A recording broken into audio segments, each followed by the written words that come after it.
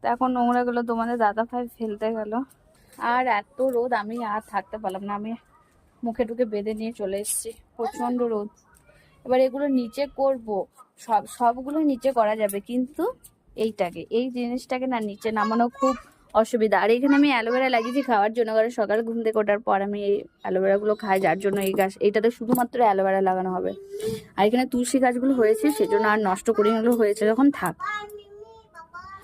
তো এখন আরেকটু ঝাড় দিতে বাকি রয়েছে, তো আমরা ঝাড়টা দেবো একটু পর। আর এত রোদ না, আর ভাল লাগছে না।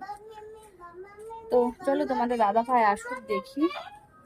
মেঘরাজও রয়েছে ওখানে, মেঘরাজকে এখনো স্নান করাইনি, মেঘরাজকে স্নান করাবো একটু পর। ভাবলাম এখানটা আগে পরিষ্কার করে নিই। আর মেঘরাজের দেখবে, মেঘরাজের জল ছাদের মধ্যে এই যে দেওয়া আছে। তো ছাদের মধ্যে জল দেওয়া আছে, ওকে রোদের জলে স্নান করা।